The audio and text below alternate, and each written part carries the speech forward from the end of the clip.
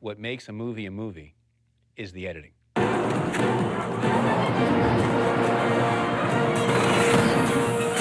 been in the business for, I don't know, 37 years, I think, something like that. And I did not really realize what editing was until I was in the editing room myself. There's magic to editing. Magic is a discovery of something new that wasn't intended, that works for the movie. Once you start to realize that film is the sum of editing, then editing is the thing you're always looking at.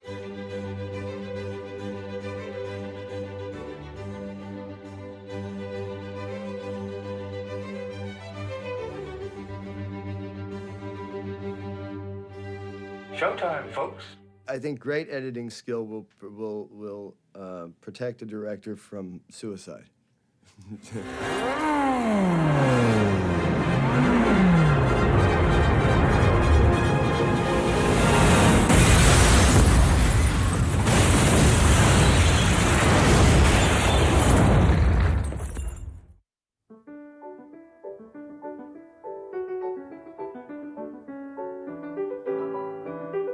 The first filmmakers simply photographed what interested or amused them.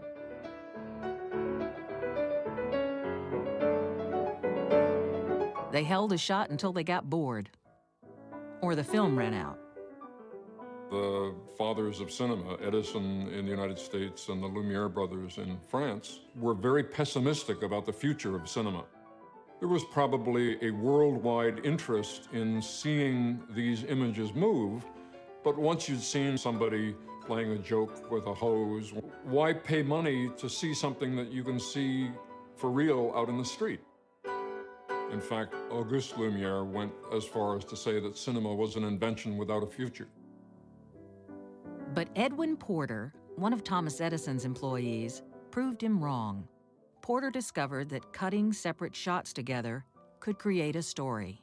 Edwin S. Porter really was the one with the Life of the American Fireman, I think, that started intercutting and creating an emotional impact in the audience by intercutting two shots that are not related to each other.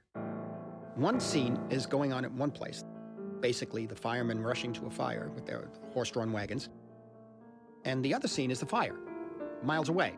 You intercut the two, and you understand psychologically and emotionally that these people's lives are in danger, and these people are coming to rescue them, and you're rooting all of a sudden for that to happen, and you're hoping they save the people. I often think about what it must have been like to be there to create the art form as it was happening, and say, why don't we try this? That doesn't make any sense. I mean, we do it in the editing room now. We cut to something and say, well, that doesn't work. Well, imagine what they must have said in 1904. The Great Train Robbery was Porter's next film. That's when you really begin to see the possibilities. And I'm not saying this because I'm an editor, but the invention of editing is the thing that allowed film to take off. It's the equivalent of the invention of flight. Both human-powered flight and motion picture editing were invented in the same year, and they have similar kinds of effects. The invention of editing gave birth to a new art and a new language. A language that can transport us in the blink of an eye from the vastness of the desert to the mysteries of the human face. A cut can bridge millions of years, connecting the prehistoric past to an imaginary future. Editing can slow down time or speed it up. the timing of a cut can startle audiences I'm cleaning out a crooked laundry, see? Little do or I know amuse it, but them. there's a dope fiend with a long knife trailing after me. I'm in great danger.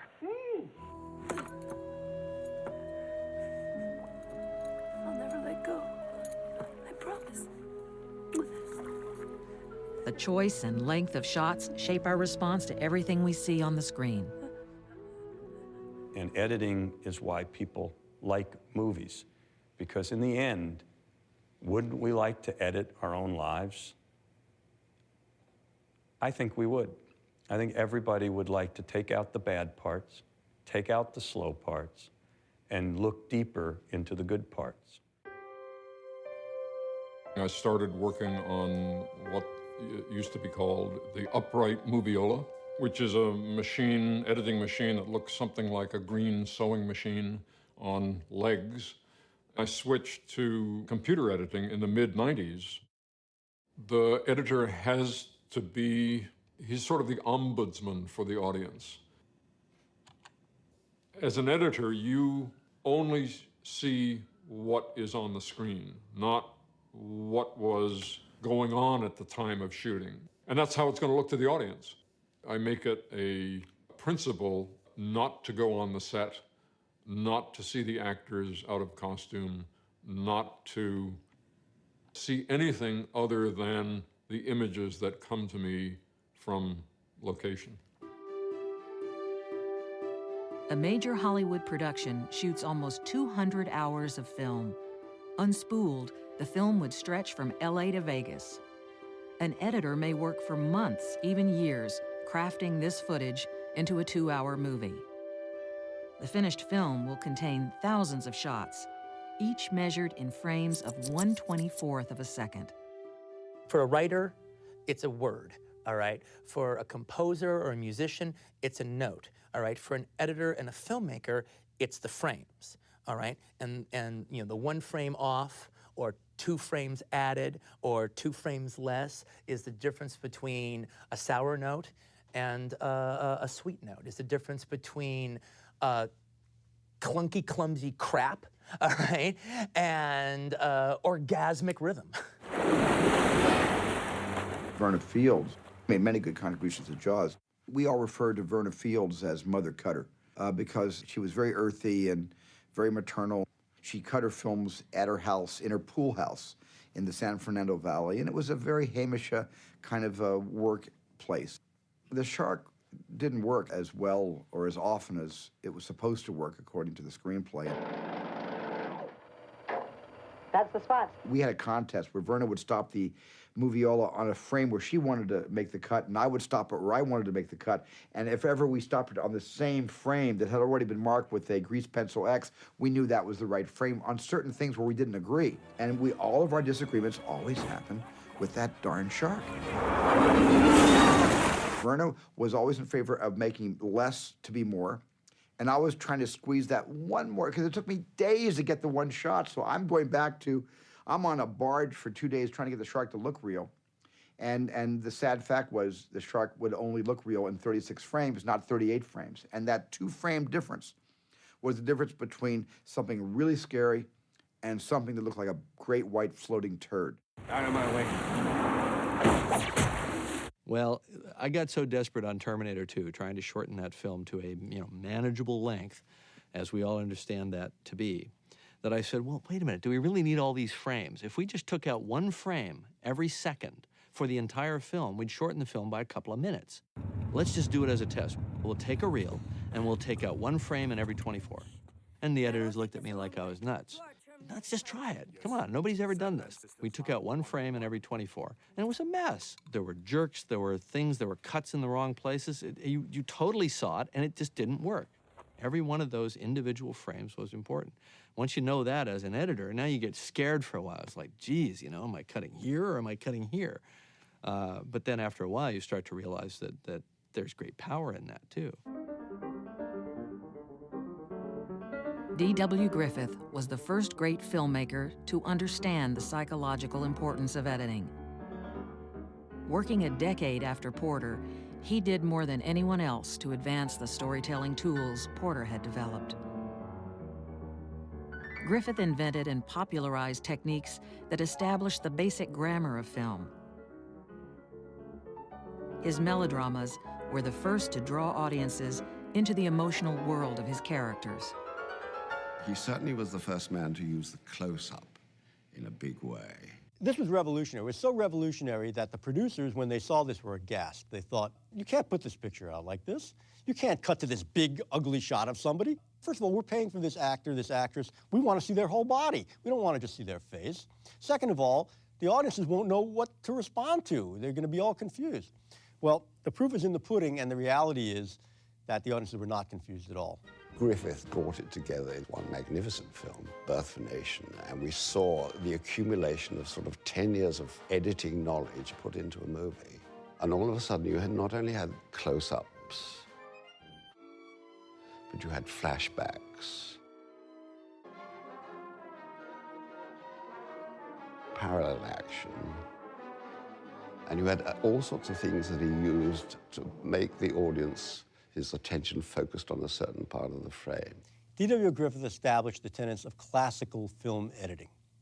And classical film editing relied on the concept of the invisible cut, in which action would always be continuous and fluid and moving. The goal was to mask the cut so the audience wouldn't notice and could forget that they were watching a movie. Let's take another look. Notice how the gesture matches from one shot to the next? Griffith's seamless editing is still practiced today and was the dominant editing style in Hollywood movies for decades. At last. Look again. The cut is so smooth that it's barely noticeable. It's all foretelling the story. And all you want to do is get the person emotionally invested in the story. So it becomes this invisible craft. We call it the invisible art. And indeed, it is. I mean, the more invisible we are, the better we're doing our job. Unfortunately, the invisible style of editing kept editors invisible and unappreciated as well. For years, they have been the best-kept secret of the movies. The first cutters were considered hands for hire rather than creative partners in the filmmaking process. They looked at the images by holding the film up to the light. Then they would check their work by running it through a projector and making the necessary adjustments. Griffith's main cutter was Jimmy Edward Smith, who virtually lived with him at the studio, where they worked far into the night, running the film shot during the day. Later, Smith's wife Rose joined the editing team. The Smiths married during the cutting of Intolerance. For their honeymoon, Griffith allowed them the weekend off. Lights! Needs about 20 minutes out of it. The Kazan film, The Last Tycoon, had a wonderful scene. It was obviously the story of Irving Thalberg. And I always took that as a wonderful metaphor about the editing process, that it's silent, it's anonymous. What's that, are you asleep? Jesus. Goddamn movie even puts the editor to sleep. He's not asleep, Mr. Brady. What do you mean he's not asleep? He's dead, Mr. Brady. Dead? What do you mean he's dead? He must have died during He's dead. We were just watching the rough cut. Jesus, I didn't hear anything. Did you hear anything? Not a thing. Eddie, he probably didn't want to disturb the screening, Mr. Brady. Today, not only is the editor still alive, but he has become the director's key collaborator. No other crew member spends as much time working alone with the director. Finding the relationship with the editor is like trying to decide whether or not to get married. Because if the marriage isn't a good one, it's going to be a sticky divorce. When I was doing my first movie, the only thing I knew is I wanted a female editor, because I just felt a female editor would be more nurturing to the movie and to me. I wouldn't try to be winning their way just to win their way, all right? They wouldn't be trying to shove their agenda or win their battles with me. They would be nurturing me through this process. In the air! Kill me, man! I think editors play a big role with directors in giving them support, making them feel like they can look at something that may have trouble or problems and be comfortable enough so that they can approach those problems. Hi, Vincent. I'm getting dressed. In the beginning, he really doesn't guide me, and then I put together what I think he wants. And pretty much we've worked together so long I can judge what he would want. The fuck is this place? This is Jack Rabbit Slim's. An Elvis man should love it. Come on, man, let's go get a steak. You can get a steak here, Daddy-O. Don't be a... Oh, after you, kitty cat. Initially, I had it like really long. It was like a date in real time, all right? And it was sort of like Sally's job to kind of like, you know, little by little convince me to bring it down and bring it down and bring it down. And it still could be funny. You would still have what I'm talking about, but maybe it wouldn't be so painful.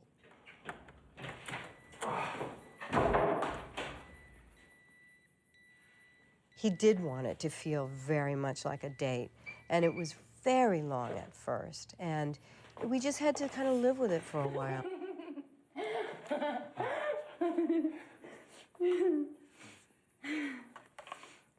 Just like, you know, letting me live with it long enough so I could eventually, okay, I've had it enough, I've seen that enough, okay, maybe now I can lose this part. Okay, so now it was like here, and now it's like here. Finally, we'd bring it down, and then I kind of brought it too far down, and then he said, we gotta bring it back out. That's it. No more, no more, no more, no more. This is not a video. We do that for 8 months, so intense. I see him more than my husband. And sometimes I, you know, get annoyed with her for not reading my mind 100%. I mean, all right, you know, it's not good enough that she reads it 80% of the time, all right? We work very intensely together, and it's kind of amazing that we still like each other. If I was with my husband that long, I don't think I'd like him that much. So by the time I've thought of an idea, written it, found the financing, cast the film, directed it, I get to the cutting room and it's like I've washed up on shore. Because I'm so happy to be there, because then I think, now we can start making the film. It's so hard to be a director, and it's hard on the set. By the time they come into the cutting room the first week, they're usually half the people they were when they started out. You know, they're shells of the people they were. And at least in my cutting room, I try to make it very easygoing and try to heal them back into shape so that they can get to work on the movie. When Matthew Broderick is busted from having thrown the election in election, he enters the principal's office and sees all the people gathered there who know he's guilty. Mr. McAllister, I hope you can help us clear something up. He wanted to cut it like the end sequence of The Good and the Bad and the Ugly, with holding on the faces for a really long time with this swelling music.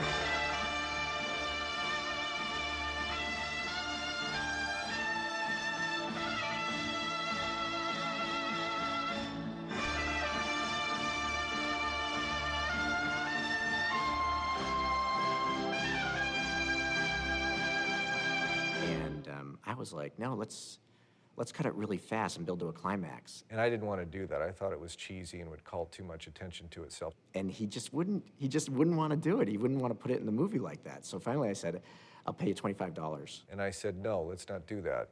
I go, okay, 50. And I said, no. He's like, no. And I said, 75. So he even gave me an invoice, and it says I owe him $75. So I paid him $75 to cut it in, and that's how it is now.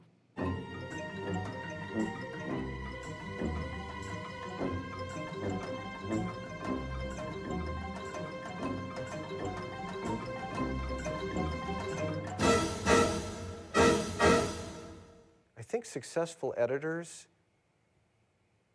are really sly politicians.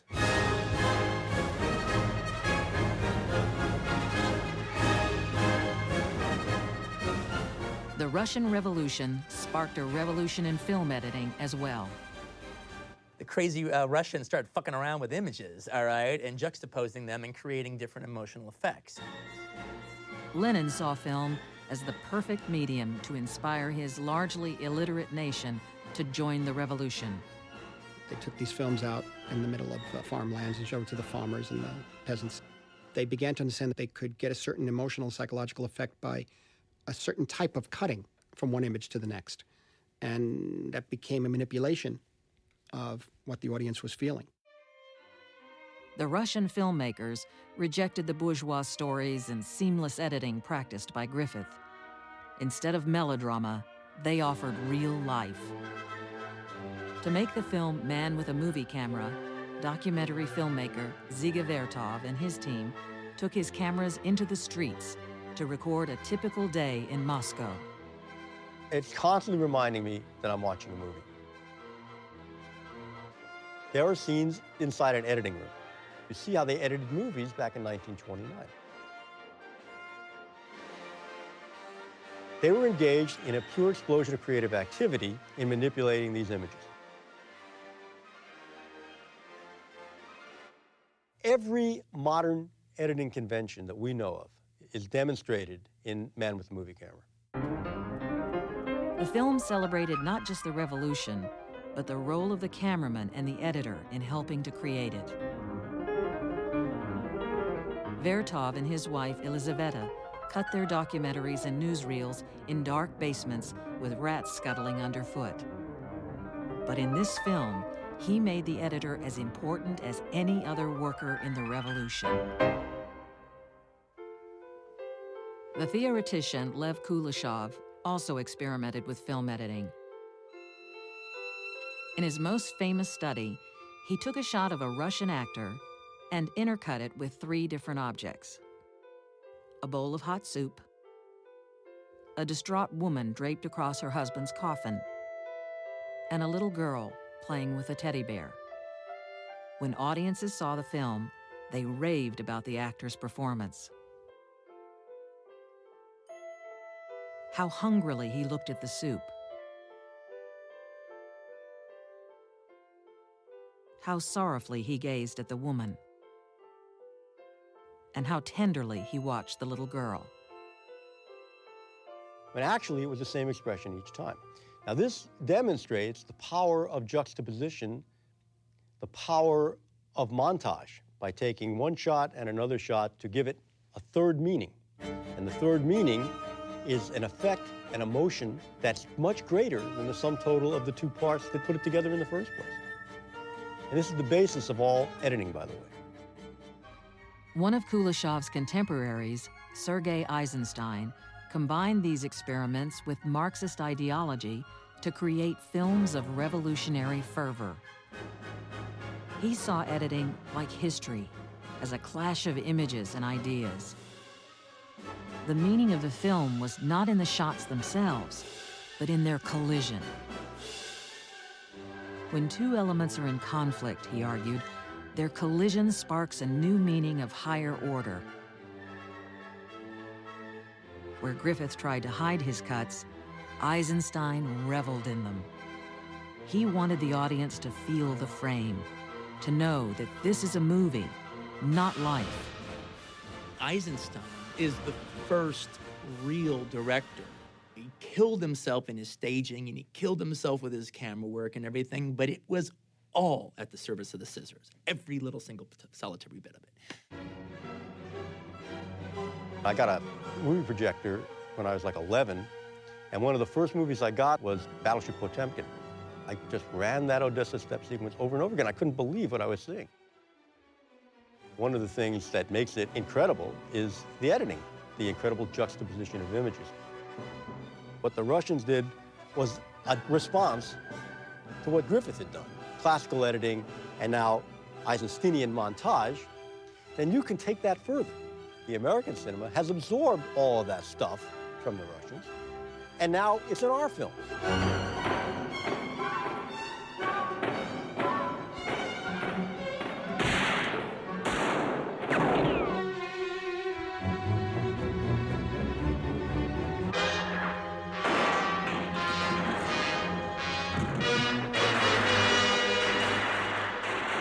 The fact is that many of these techniques have been appropriated into what we do every day as editors. right here in Hollywood, California, making action pictures.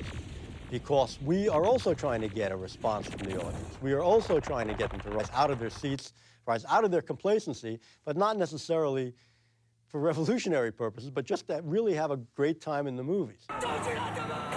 Editing techniques the Soviets used to convert their population to communism now drive Hollywood's action blockbusters. Where's the shot? What shot? Took out the shot. Which shot is that? The money shot. Bus driver's head. The brains on the window shot. The viscera on the visor shot. Davis, we thought we'd show it to you like this, you know, without all the... Put it back. Don't show me anything. You don't need it. But you're not even giving it a chance. How's the rearview mirror gag supposed to work without it? Am I the only one here who respects the writing? You've got suspense and you've got action, and I've found a good combination in the two Terminator films was to have a suspenseful build-up to an action release. In Terminator 2, you have a slow, tense build-up of these characters moving around, closing in on the young John Connor, and then he sees the Terminator for the first time, and it's all in slow motion. And I like to use the slow motion in the build-up, where it has this kind of protracted, dreamlike or nightmarish quality, and then there's a cathartic break, and then it kicks into gear. Get down.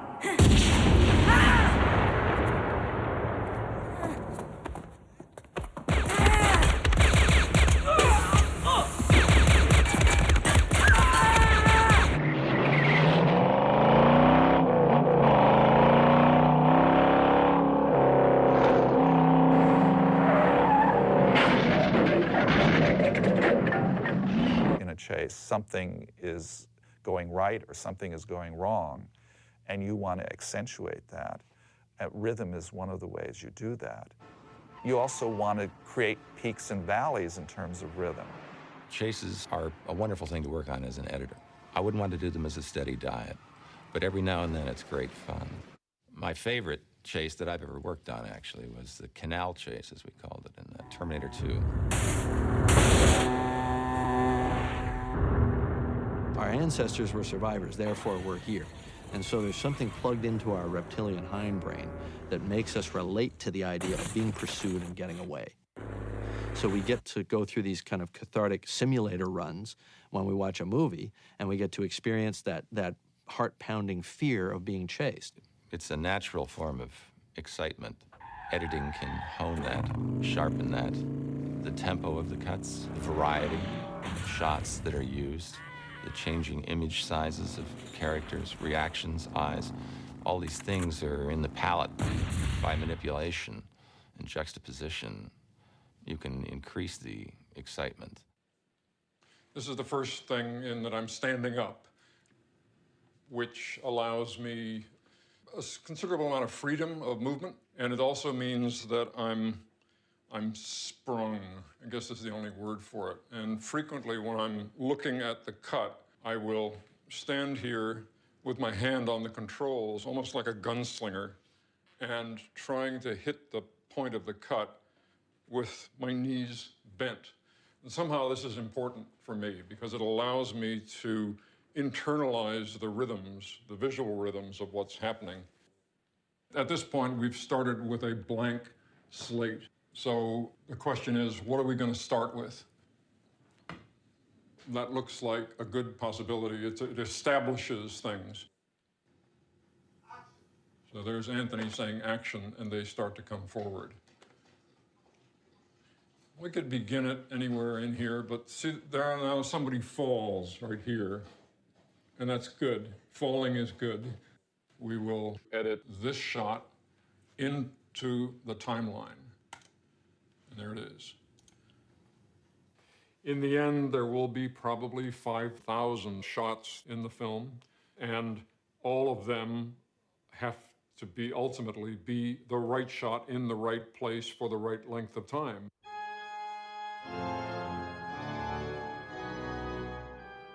When I was watching Nosferatu when I was a kid, our main guy is up in the castle, and night has fallen, and we're very suspicious something's about to happen, and we see Nosferatu down the hall. That section is what scared me the most, and In terms of editing, it caught my attention because of this. We saw this vampire with pointy teeth and scary eyes very far away down a hallway. And then we cut to our guy, and he's very scared. And we cut back, he's 6 feet away from us. He's just on the other side of the door. And every time I saw it, I was very, very scared. And I remember waiting for that moment of being surprised. When people come into a theater, they're already keenly aware of their own fears. It's like, let's gather around the campfire and listen to the shaman talk. The screen being the fire. We'll sit in a circle, we'll be in the darkness, we'll be in a dreamlike state, we'll be connected to strangers in a way that we're normally not in the rest of our culture, and we'll feel things in unison. Well, the opening sequence of Scream is almost a film in itself. It is kind of whacking the audience upside the head in 15 minutes, where you introduce a character, develop her, endear her to the audience, and then kill her unexpectedly. That's a matter of yourself and your editor sitting there and thinking, what is that audience, that phantom audience that you're imagining in your mind thinking? It's all judgment calls. It's all about rhythm. It's all about getting that part of it right so that there's no moment where they feel quite easy, no moment where they feel they can know exactly what's coming next.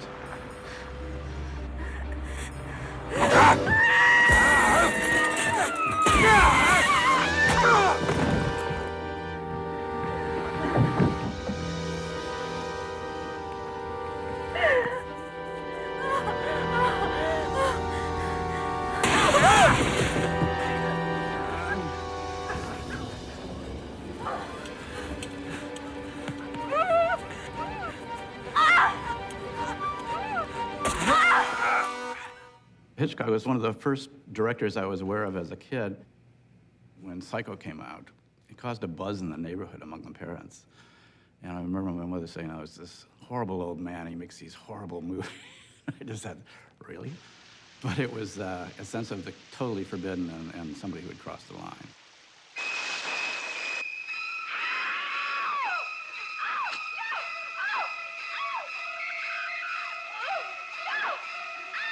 So later when I saw his films, it was the kind of delight of seeing this kind of savage wit, if you will, that beneath the, in Hitchcock's case, especially the very urbane, sophisticated, civilized veneer was this kind of feral, quick animal that knew exactly where the jugular was and kind of delighted in the taste of the blood.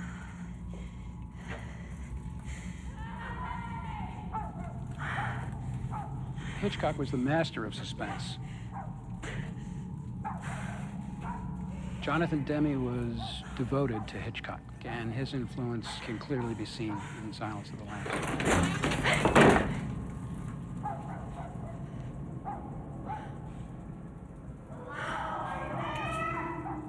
Suspense is really an expression of fear. We can build that in our storytelling by withholding information. Frankly, it's a manipulation. But in using that manipulation, it also empowers the story. Not knowing where we're going to go next is the thing that human beings hate the most. We would all like to know where we're going, if it's going to be all right.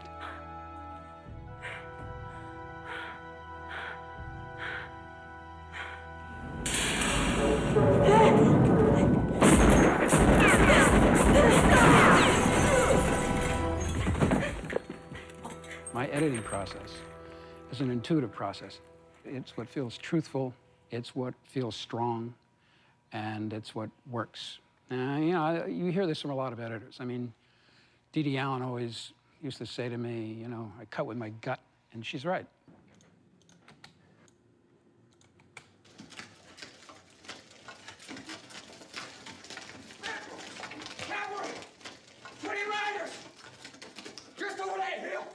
There's a mismatch here, and I'm going to have to determine whether this is a problem or not, because Brown is looking toward camera, but when we cut, he's looking up off to the left.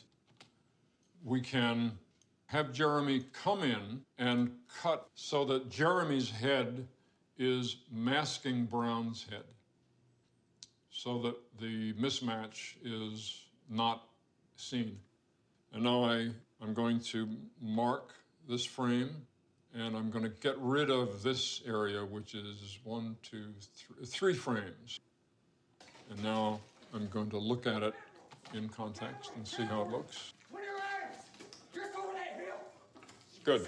You have to have the personality that enjoys that it's almost like making little pieces of jewelry, that patience of the individual shots and how they're crafted together.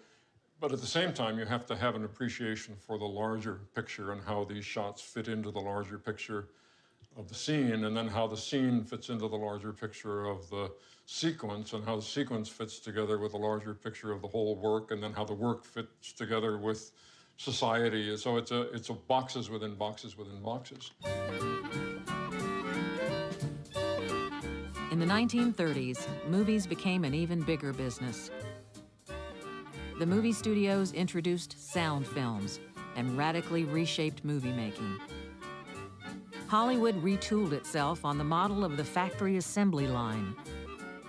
The studios cranked out movies with almost the same speed that Henry Ford mass-produced cars.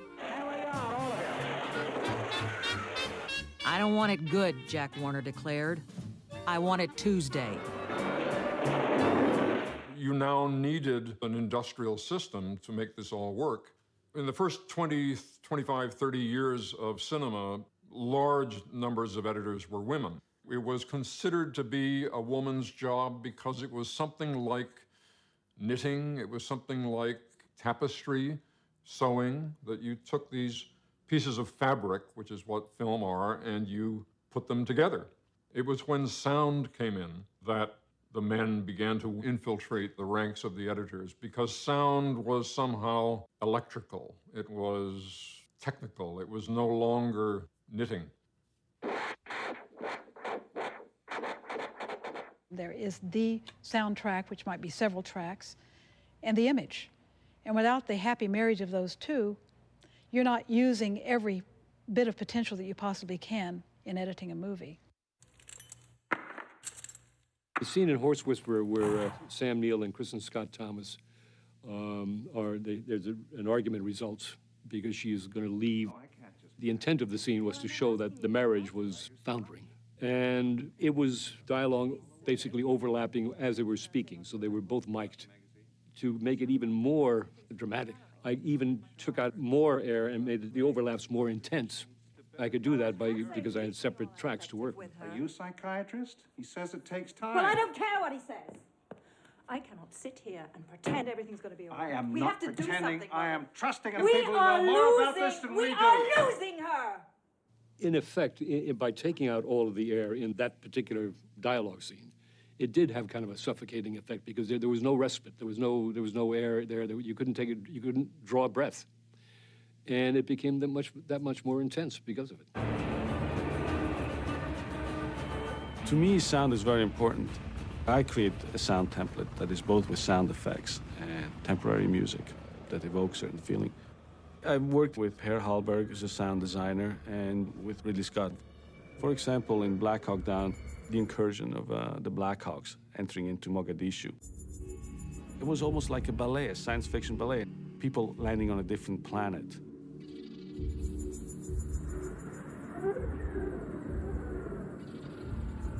I was not interested in hearing all the helicopters, only music, showing it from a subjective point of view.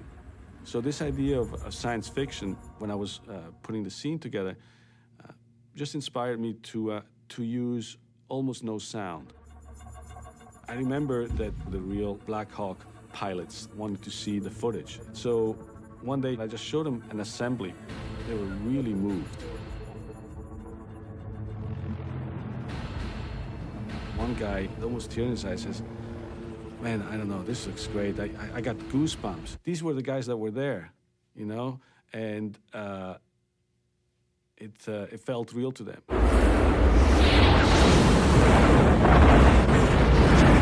There was a scene in Dante's Peak where Pierce Brosnan has to walk back through a long tunnel to his truck, and the tunnel is about to collapse. And you hear the sound, the little sound of sand, like falling down the walls.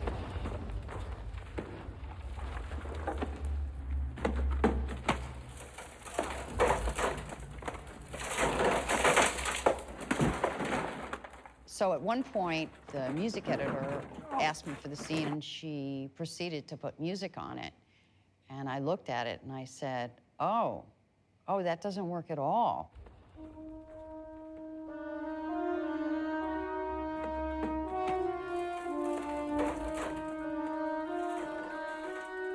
Because suddenly I'm hearing music and I'm not hearing all that stuff, that tiny little sand thing that makes me scared. If you were in a really dangerous situation, your ears would be so open and hearing every little tiny, tiny sound. If it just has music smushed over it, you know, it takes away that sense of listening with all your might.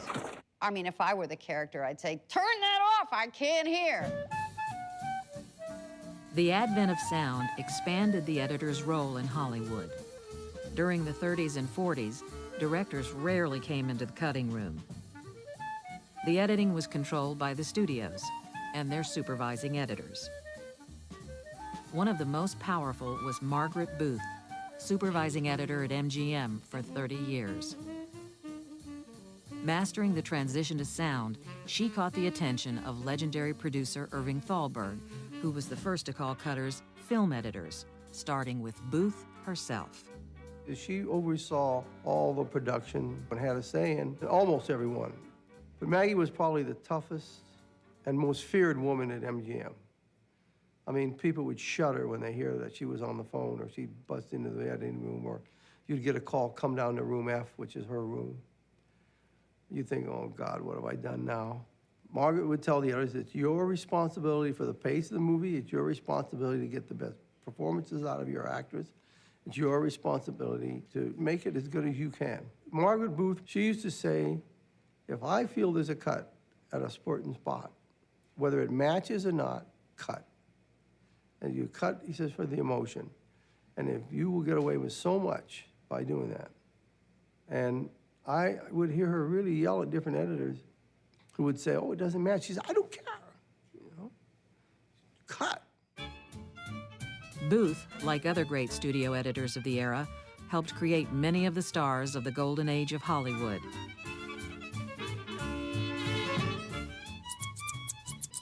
Editors today are still doing the same. We totally control the performance of an actor in the cutting room, actually. A lot of them won't admit that. Most actors learn very early on that the editor is the one to make friends with, because their performance depends a great deal on the editor and the taste and the talent of the editor. We'll see dailies, and take 5 is spectacular. It is great, but there's also something wonderful in take 7 and take 4 and take 3. Sometimes those and an actor will see it on screen and say, wow, that was terrific, you used take 5. They don't know, they don't realize that you are borrowing from every single performance. And the editor is the person who's responsible for finding those moments in each performance. You talk about Basic Instinct.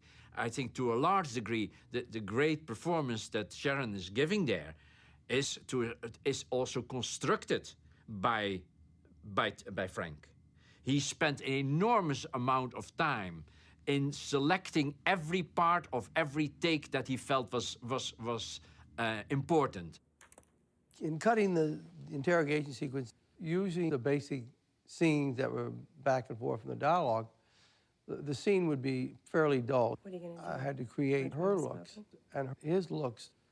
They were manufactured. They weren't really shot that way. I would take a piece of Michael looking at her from a different part of the scene and a piece of her looking at him from a different part of the scene. I don't make any rules, Nick. I go with the flow. Sharon asked if she could see it, and I said, yeah, it's done. And Sharon came upstairs and said, you must remove that scene. And I said, what scene? And she said, you know the scene in the interrogation. But they were all afraid, I think, that these shots would hurt her performance. And even Sharon, I think, still thinks now that she lost the Oscar nomination because of these shots. And I said, Sharon, that scene is going to make you a star. And Paul said to her, you shot it, you know what I was doing, and basically, I like it. And it works. And then, you know, that's history. Most actors' idea of a well-edited movie is a movie that has a lot of the actor in it, particularly in close-up. And that could cause me a lot of grief, but what the heck. I knew an actor who used to read a script basically this way. He would say, bull, bull, bull, bull, my line, and he'd read it, and bull, bull, bull. Steven Seagal was an action hero who, on Under Siege 2, I felt would break me in half. He was allowed into the cutting room to cut the action sequences, which I thought that's all he was going to do. But his first time he came into the cutting room, he said, okay, put up reel 1, meaning he was going to go through the whole movie. But there was a time when, during one of the fight sequences, that I found myself with my arm behind my head, and Seagal was demonstrating on me what he did. And he's a big guy, plus he carries a gun. I think ultimately he did like his performances, but the fact that an actor came into the cutting room created a antagonistic relationship with the director, and as editor, I was caught in the middle. I have a friend who did a picture where there was a comedian in the film who had Final Cut over only his scenes. And he had decided recently that he didn't want to be a knockabout comedian anymore. He wanted to be a Cary Grant-style comedian. So he came into the editing room and cut out all of the pratfalls and all of the physical shtick that he had done in the picture, which obviously didn't help the movie any. I have never let an actor into the editing room to have feedback. I think, in general, this is how I feel as an actor. Even though I love the cutting room and nothing would make me happier than to sit there and watch them do their stuff, I feel it's inappropriate. I feel like that's the time for the director to have with the editor. Home for the Holidays was about a mess. It was about a holiday mess. It was about a family that was a mess. It was about chaos and anarchy in the family. The centerpiece is this Thanksgiving dinner scene. And everybody's gathered around the table, and everybody's crazies are all over the place. Jodie Foster, of course, attracted the most wonderful bunch of actors who, just working with her, they left their ego on the doorstep. Nothing makes us happier than to walk into a scene where there's 6 different actors. They all have different styles of performance, maybe even different pacing, and somehow figure out a way to weave them all together. Lindsay and I will sit there and say, what do you think she's thinking right now? Do you think she's thinking, how do I get the hell out of here? Or do you think she's thinking, I really like this guy and I'm kind of attracted to him?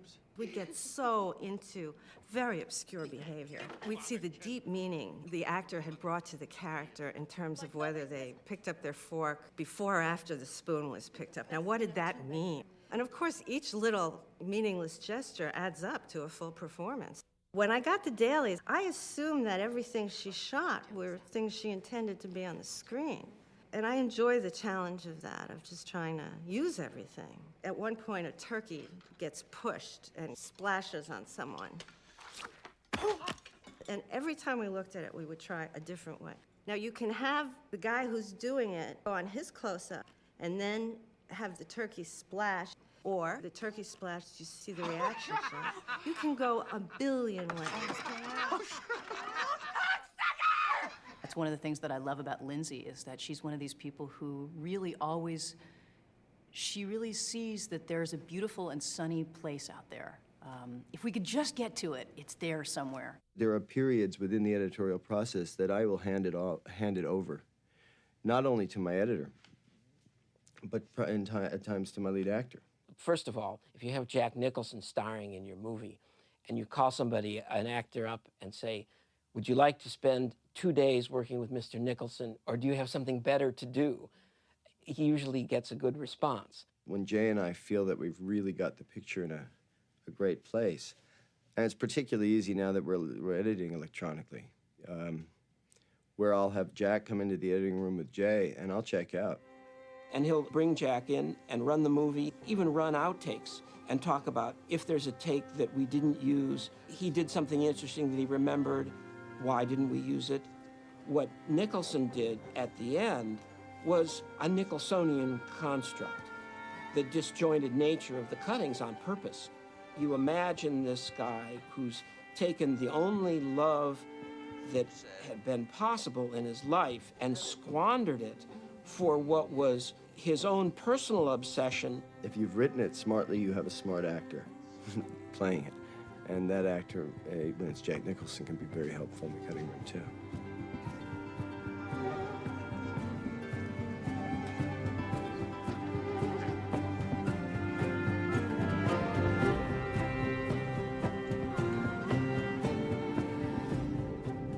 I find that with the actors, in most of the pictures I made, we kind of nail it on the set, usually. And invariably, looking at rushes, I'll tell Thelma that's the take, and then she'll feel a certain thing for some other takes, and we line it up that way. Because we grew up in the cinema verite period of documentary filmmaking, it was a marked influence on how we work.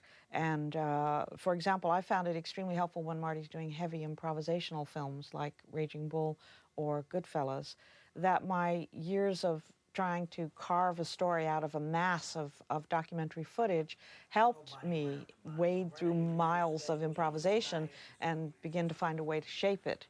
Of course, in a film like Raging Bull, De Niro and Joe Pesci were remarkable to watch, kicking off each other. I wanted to have a very open, honest approach to the imagery and the story in the scenes that were not in the ring in Raging Bull, and that came a lot from a kind of wiping away of all technique that I had thought about before, and going back to sort of an impact that I'd had when I was about 5 or 6 years old, having seen Italian neorealist films on TV, Paisa and Open City and Bicycle Thief. Oh, you're supposed to be a manager. You're supposed to know what you're doing. I did just what I wanted to do. That's what I'm worried about. You did You want a title shot?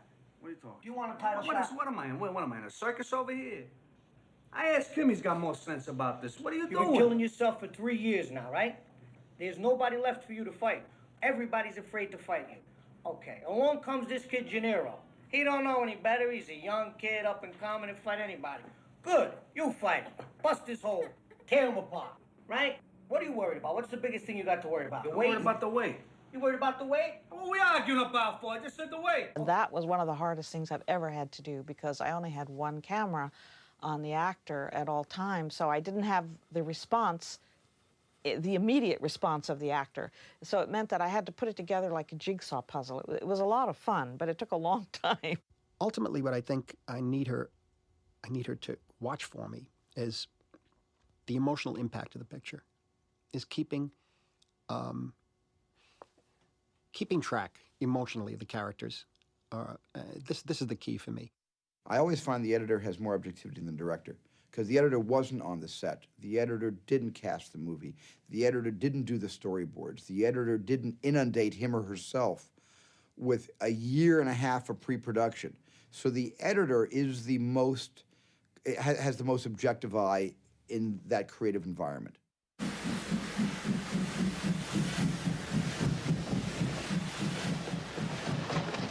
I remember one night, I go over to Steven's house in Poland. I said, Steve, I want to run this scene for you. And he says, okay, and I run the scene. He looks at me. He says, I'll see you in the morning. He walked out. He was so emotionally involved with the scene. He couldn't believe that he shot it. It was so real. We were all terribly affected by the film.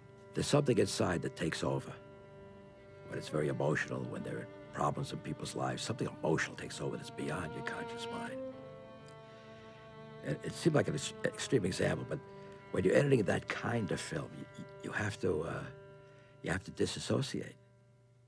You have to see each thing as a scene, and you build the scene and do the best you can with each scene. And then when it melds together, that's when you get the full force. I think the scene in Schindler's List really illustrates the importance of emotion through film editing. It's the scene where they have a drink together, the first drink they've shared, because Stern has refused to drink with Schindler until this moment. There is just a pacing that is so emotional for me, so profoundly, deeply felt. Someday, this is all going to end, you know. I was going to say we'll have a drink then.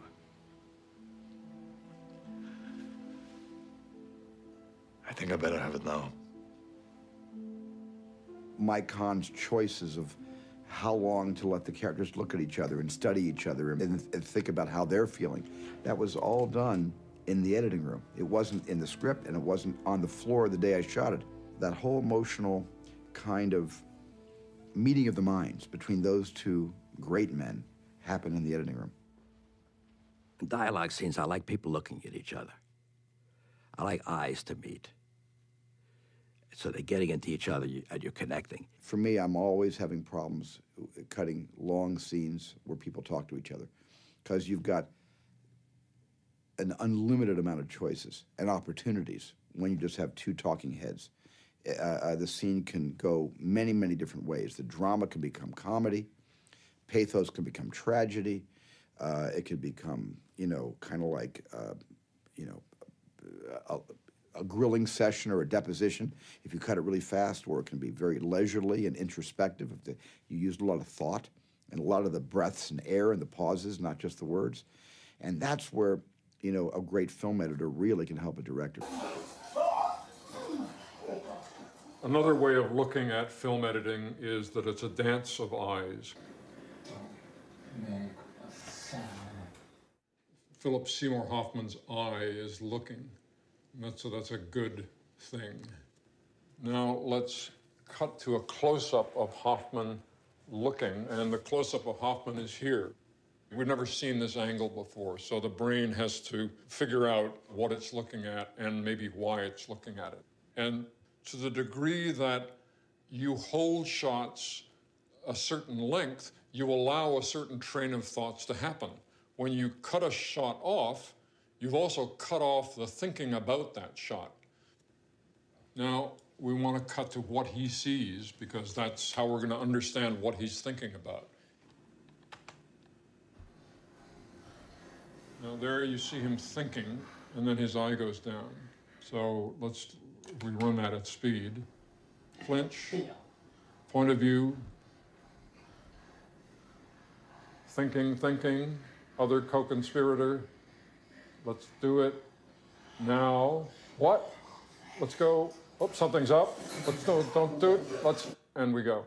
There's something about film, because of its sensory completeness, the fact that it is sound and image in this powerful fusion, that gets at something very deep within us.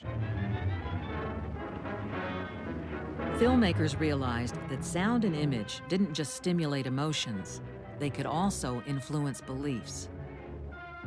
During World War II, the U.S. government enlisted Hollywood's best. Editors and directors brought with them the same techniques they had used in fiction films to stir audiences across America.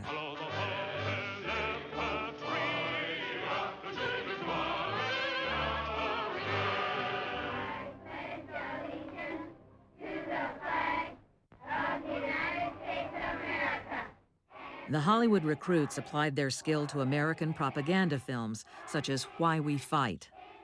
Both German and American political leaders recognized how powerfully sound and picture can manipulate audiences. One of the most infamous examples of film used for political propaganda was Triumph of the Will. Director Leni Riefenstahl used sound, music, and masterful editing to make Adolf Hitler into a god. In uns marschiert Deutschland und hinter uns kommt Deutschland! When the Allies went to war against Germany, British editor Charles Ridley re-edited the same footage to turn Hitler into a fool.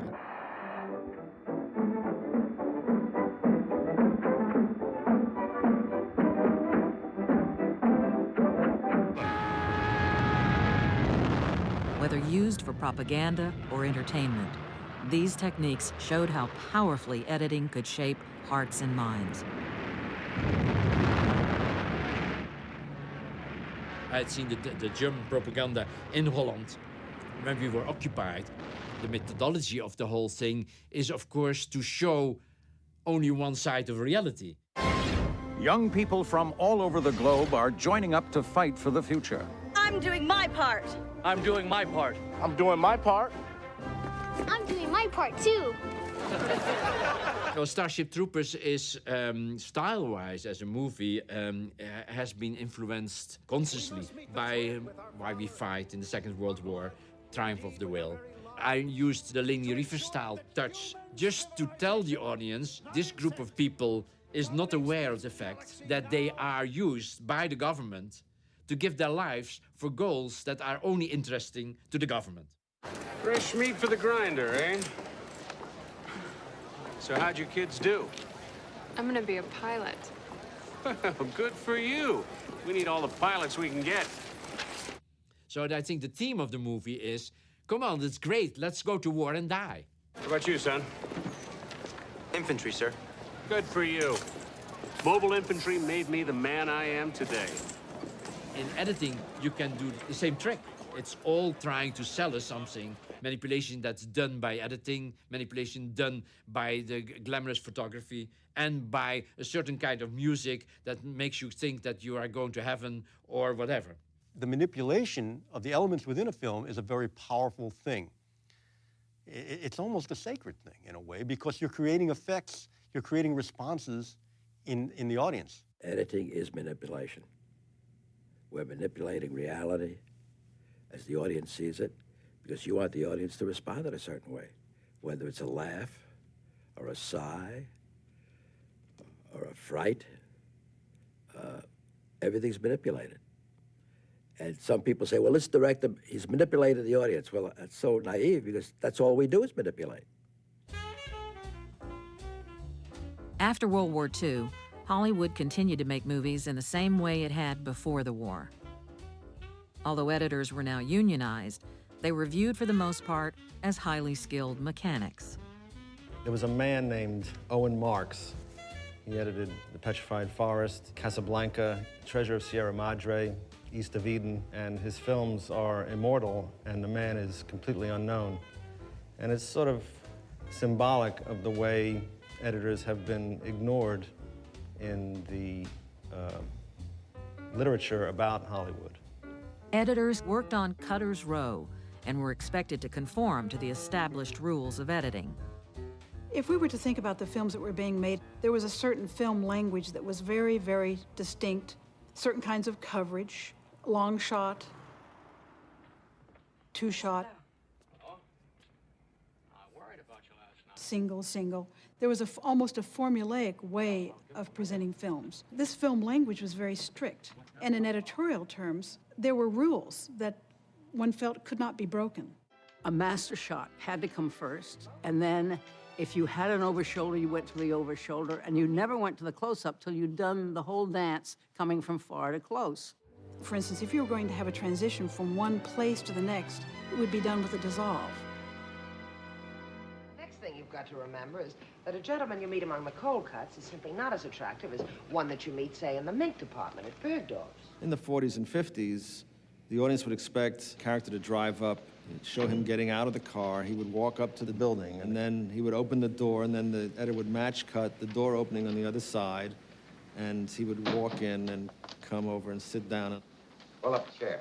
Thanks. It just seemed to me absolutely stupid that you had to show somebody coming down the stairs and all the way across the road and up the other side. I mean, you knew that they were coming from here and they were going to there. Why couldn't you just cut directly? Oh là là, Michel? Je peux entrer? Oui. In France, a group of film critics turned directors also challenged the doctrine of invisible editing and launched a revolution among editors. When I first saw the French Nouvelle Vague, I instantly loved it. I loved the idea. I loved the way they edited and thought I would like to cut like that. J'aime une fille qui a une très jolie nuque, de très jolis seins, une très jolie voix, de très jolis poignets, un très joli front, de très jolis genoux. You know, Godard used jump cuts because it was like, well, why not? You know, there's nothing interesting happening in this middle part, so let's just go to a jump cut. When I saw Breathless, I was staggered at Godard's brutality. What they brought to editing was a breaking of the rules. Whatever books that said this is how it had to be done, they burned them. Breathless is too hip for me. I come from Lower East Side. I'm an Italian-American guy. It's too beatnik. It's like, you know, bohemian. It's too cool. I liked it. I don't know what the hell was happening in it. Tu crois qu'il va me doubler, celui-là? Ou que ça frégate à la con? You know, when I first saw Breathless in the 60s, it's like, wow. I mean, just in the first 5-minute sequence in introducing Jean-Paul Belmondo's character as this petty thief, I mean, every rule was violated in terms of how long to hold a shot, the discontinuity of what was going on, even screen directions, you know, were mixed in. And I thought, like, either this guy doesn't know what he's doing, or he's so confident that he has the grammar of film down that he's trying to show us a new way to use the material he has to tell the story. There were some films that really changed our perception of what filmmaking was, and certainly it affected what editing was. I mean, I think one of those seminal films is certainly something like Bonnie and Clyde. Some people say I broke those rules first. I certainly did not. I mean, the Russians broke those rules, and the Germans broke those rules. This was nothing new, but it was new for Hollywood. Several editors have had big impacts on me, have influenced my thinking. Dede Allen certainly is one who has taught me that don't be afraid to take a chance on doing something that doesn't seem like it's going to work. When Beatty and Faye Dunaway get to know each other, they're standing on the street corner, and she says, "I don't believe you robbed banks." And he said, "Yes, I do. Look at my gun." And he pulls it out and holds it to her on the street corner. And that could easily have been done with the tilt down to the gun, the pan over to her hands fidgeting with a Coke bottle, up to her face. But it was done in her eyes look from him down, gun, back to him. It keeps you on edge. There's the excitement, there's the danger, there's the eroticism in not being able to fully get every moment because you're cutting it off and you are not allowing the moment to come to fruition. Bonnie and Clyde was much more violent than anything we'd done because basically the Americans like violence much more than we do. Well, it was shot in so many wonderful ways because this is the scene that Arthur intended to be cut in this fashion. The fact that it was so beautifully executed right from the very first cut. Jerry Greenberg was my assistant, and on the last scene, I left Jerry alone with that scene, and he did all the primary editing on that. All I did was tighten it later.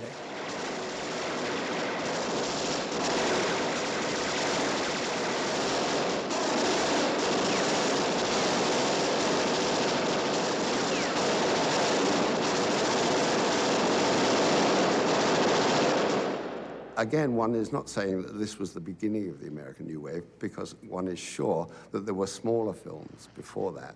But this was the one that, like Birth of a Nation, which suddenly an audience noticed and said, wow. Bonnie and Clyde paved the way for films like Easy Rider. So I had only had one feature under my belt. We started on Easy Rider. I was editing while they were traveling. Footage was flowing in by the mile. It was great, it was exciting, it was totally different than anything I had been involved in. These transitions that everybody remembers going from one scene to the next, where it flashes forward to the scene, flashes back to the scene you're in. Dennis didn't want a straight cut. I didn't want dissolves.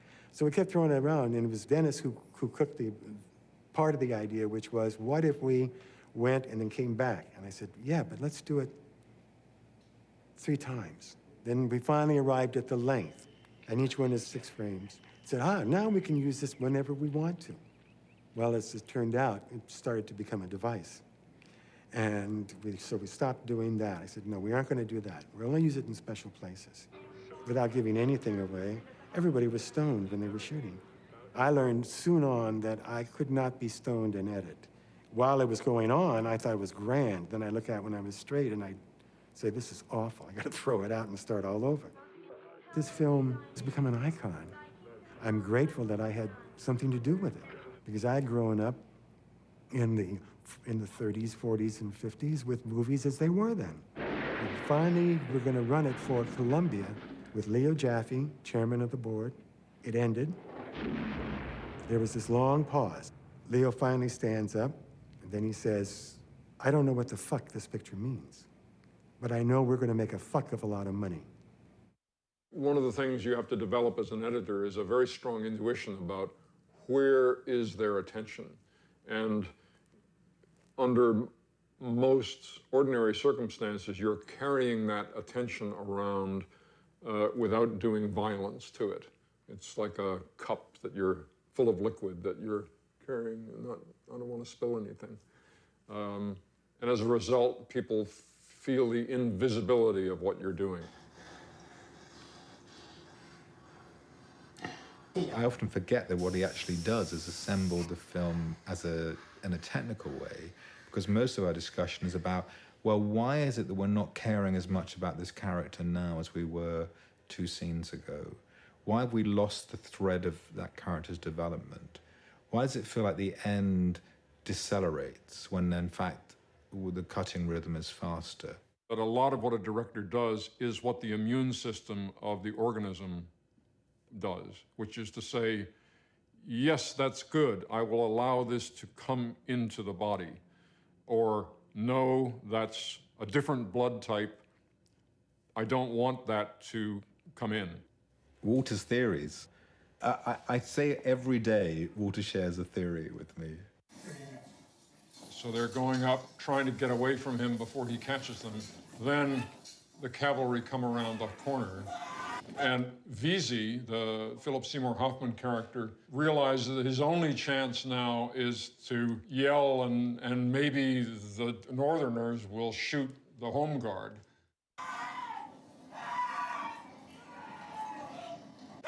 And Brown shoots him in the back, shoots one of the other guys, and they all roll down the hill.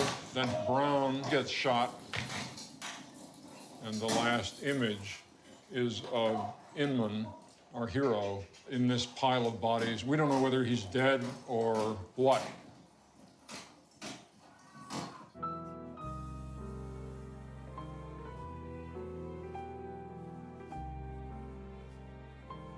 Sex scenes, in general, I think are probably difficult for everyone. Difficult for writers, difficult for actors, difficult for directors. You know, it's the most intimate sort of moments that humans can have together. And you're saying, actually, let's put it on a 40-foot screen for a few thousand people. One of the things I wanted to do with Body Heat was make a very sexy movie. There had been a whole liberation in American movies in the 60s and 70s about what you could show. But as that freedom took over, it seemed to me that the movies had become less erotic. They had become much more explicit. Larry really wanted me to bring a woman's sensibility to the film, largely in having it be as implicit as possible as opposed to explicit. After all, eroticism is born out of what you can imagine as opposed to what you actually see. That's the difference between eroticism and pornography. You need not just this incredible technician, this artist, but you need a psychologist, someone who can handle you. Because a director in the quiet confines of that room is like he's like a caged animal.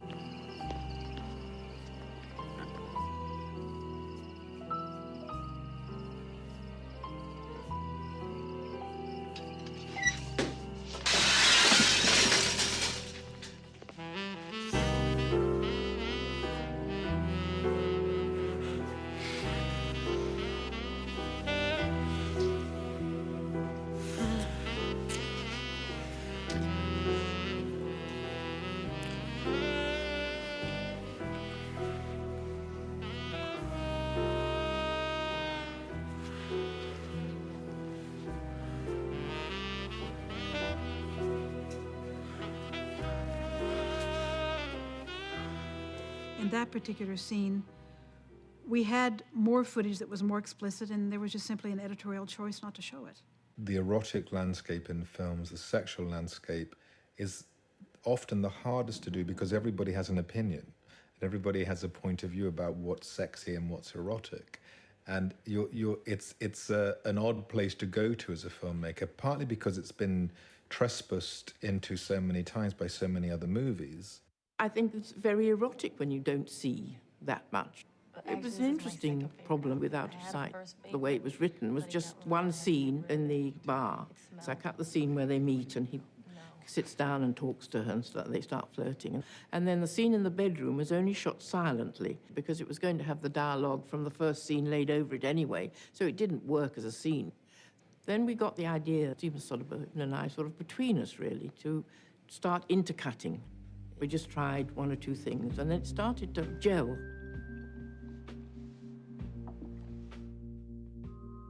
Flashing back, sometimes we flash forward. I would say, let's do this and cut from here and the hands, and he'd say, let's try overlaying the dialogue here, and we just did it together, and it was really exciting. And we did this little thing of stopping the frames. It's never really a long freeze, it's just a few frames that we freeze. Just heighten the sexual tension between the two of them.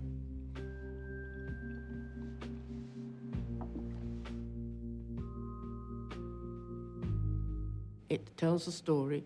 It's very emotional. It's very sexual, I think, without really showing much. Some other films I've done have shown more. You went to see her? To warn her about Chino. So she did help you? I don't think we should get into that. You know, when they're undressing separately, and we've got odd dialogue over the undressing, nothing to do with what they're actually doing. Yeah, I think that it's really good and very, very good storytelling.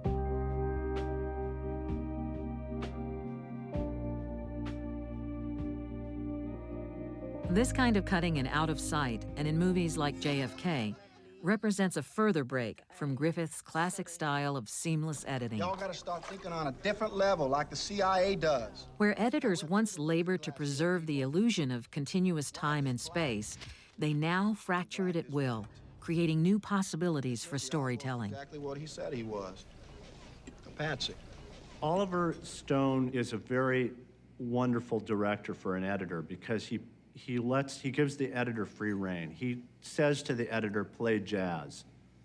Just go free form. There is a scene in JFK where Oswald walks from a house to a theater, and he said, just when you cut the scene, just make it very chaotic. So I cut the scene in what I thought was a chaotic way, and I showed him the next day, and he said, no, it's got to be way more chaotic than that. Since we cut JFK on a 3/4-inch linear editing system, one thing it had was the ability to hit these buttons and change where the edit went. So I sat there and just banged on the keys like this. And I showed it to him the next day, and he went, that's it. It's in the movie. In XXX, I did have a new editing philosophy. I had been interested in cubism all my life. And one day, I was watching extreme sports videos. Somebody will do some amazing stunt, and they'll do it in reverse, and then they'll do it forward, and then they'll do it in reverse. I suddenly thought, what if I did it in so many angles that I didn't care whether you saw the beginning of a stunt from 4 different angles? And the way we would cut it, you would feel that you were going around the event in pieces, so that by the time that motorcycle lands, you actually experience the jump, almost as if you're on the motorcycle, as opposed to standing back in a safe distance, observing the event like you would in real life.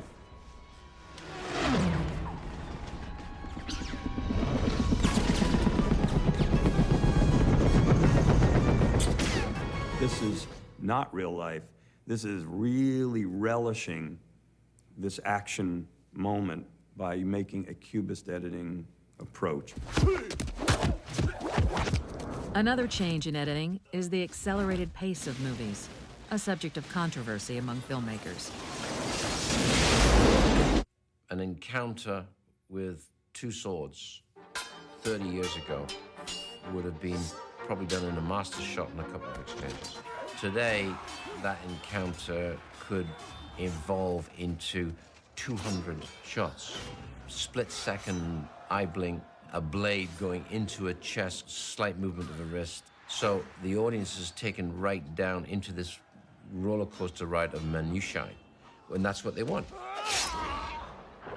Because kids today are raised on television and MTV and commercials, they not only can process information faster and understand what images mean, but that they demand it.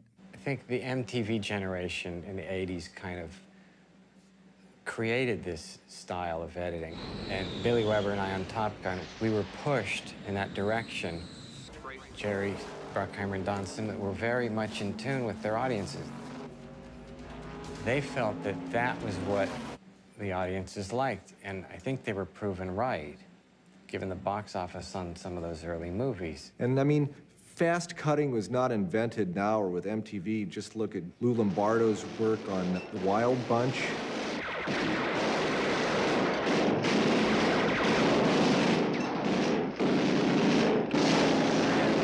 Sometimes a cutting style is effective inside of a movie to shake you up and rattle your soul, but consistently to have that style pounding away at you like a metronome on high speed for 2.5 hours is a little bit, at least for me, maybe I'm just getting old, but it's a little bit debilitating. Now, it doesn't bother my kids, because my kids were raised on 30-second commercials and on MTV and VH1, and they were raised on video games. I feel like I was born 80 and I'm growing backwards. So now I'm somewhere around 27, you know, I get a tattoo and I'm feeling closer to a generation that has learned to absorb information at a speed that was heretofore unthinkable, and where their rhythms are well more hungry than a traditional narrative pace. What I'm afraid of is the tendency for everything to go by quickly. And I'm afraid of what it does to the culture. A sense of consuming something and throwing it away, as opposed to being enveloped with something. Taking the time to see and experience time in a different way.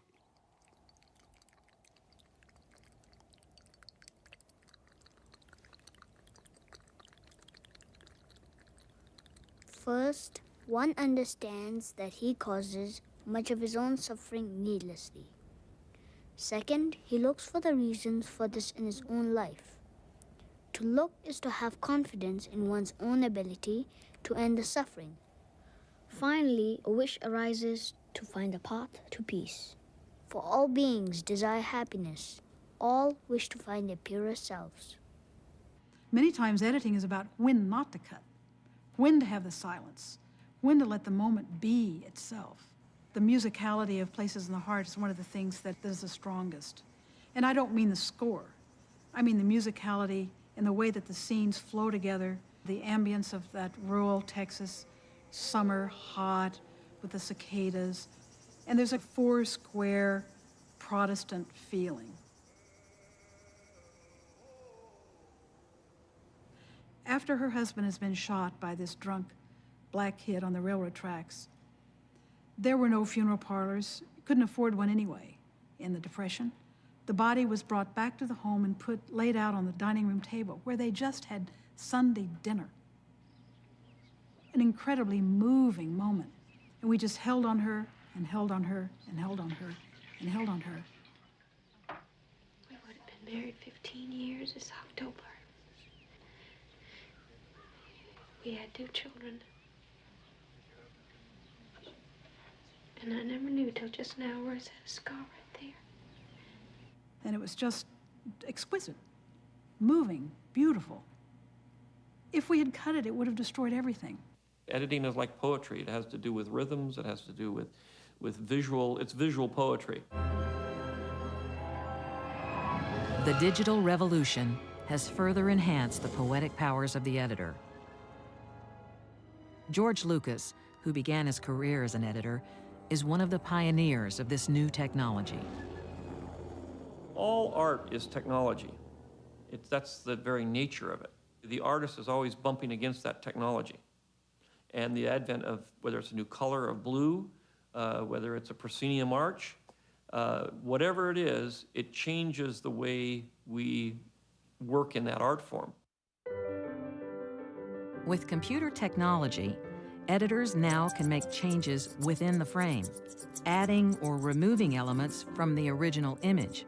This increases the editor's control, but also multiplies the number of decisions to be made. Now you can edit what I call in 3D, which is you have a scene and you have people in the scene, and you can cut those people out, you can move them around in the scene, you can go in for a close-up, you can go out. You can sort of direct the film in the editing room, which is, growing up as an editor, what I've always wanted to do. The new technology also makes it possible to cut the movie before shooting begins. Pre-visualization gives an editor much more input in planning the movie. And I have a system now, because of the digital world, I have a group of kids really do little videomatics of things, and we have a little blue screen. We can send these editors in and shoot scenes on just an amateur video camera. And so I can actually shoot the film and make the film and write the film right there in the editing room. Every main character in our movie has a digital counterpart. We have totally virtual actors now, and we use them quite a bit. Mostly we use them for stunts and things. We have a lot of situations where It's better to use a digital actor than it is to use a real actor. Christopher Lee is 80 years old. He can't really fight the way he did in Attack of the Clones. You're not going to get an artificial intelligence computer that's neurotic enough to be able to understand how you create a performance. Performance is an art. At the end of the day, all this stuff has to work to tell a story.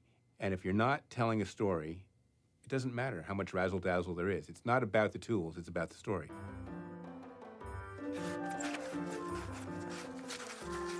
In many ways, we're the last storyteller. The movie has been written by the writer, and then it's directed, and then it comes to the last storytelling, which is in the editing process. The last draft of the screenplay is the first cut of the movie, and the final cut of the movie is the last draft of the script. An editor can take a sequence that a director shot and reconfigure it in such a way that it becomes a whole different sequence, which is much more beneficial to the movie. Bob Fosse referred to me as a collaborator on his movies, and I don't think there can be a greater compliment for an editor to be called a collaborator, to really to have that function. And now, a word about dykes. Ah, I like dykes. How could you say that? Lenny was a biographical film of the comedian Lenny Bruce, who was often arrested for taking language to the legal limits of where it could go in the late 50s. The most wonderful thing that happened in it was near the end of the production. We had to show the film to the producer. And the script for the film was the best script I ever read. But we were having a problem. We hated the ending. You're trying to stop the information. Hey, look, will you please remove this man from the courtroom? It was just not coming together. When Lenny is dragged out of the courtroom, his life is effectively over. Between that period and the time of his death, there were 20 minutes of material. And I turned to Bob and I said, why don't we just kill the son of a bitch? I took out 2 reels of film. And I went straight from "You Can't Stop the Information" to Lenny's body on the floor. And that was about the most exciting thing I've ever done in a cutting room. I mean, we just loved that. The opening scene of Apocalypse is a good example of what you can achieve editorially that is not based on the original script. There were some collisions of images that occurred to Francis as he was shooting the film that were at variance with how he had planned to begin the film originally. The trees being napalmed was originally shot for the surfing scene, which comes much later in the film. There was a shot of jungle bursting into slow motion flames with helicopters flying at odd angles in slow motion through the frame. And when Francis saw that shot in dailies, which was, I think, simply done to record this explosion, it wasn't intended to use it in the finished film. But he looked at it and said, that's the film right there. It's the jungle, flames, helicopters. The Martin Sheen character was one that was shaped very significantly in the editing room. The film itself was shot with the idea that there would be a narrative glue to hold the film together. What exactly that glue was and who the character of the narrator really was really not shaped until well into the post-production process. Willard punches the mirror, blood comes out of his hand. All of this is really happening. That's real blood. That's Marty Sheen. None of that was intended to happen. That was just Francis saying, Marty, let's shoot an improvisation with you trapped in your room and what is going to happen. I think as we worked on the film, we realized that the film itself was in its own strange way a kind of modern opera. And the reality of dealing just in the beginning with the Martin Sheen character was not sufficient to give the audience not only the emotional state with which to enter the film, but the visual iconography of the film itself. Going through the dailies of the film, I collected a number of images of the Cambodian heads, burning images from the end, and worked them in through a series of multi-level dissolves with the burning napalm and the helicopters flying through, and then images of Willard's room and Willard asleep, and he's trapped in this nightmare. You have been hearing helicopter sounds, and now you see this ceiling fan, and what you're hearing is the whap, whap, whap, whap, whap sound of a helicopter.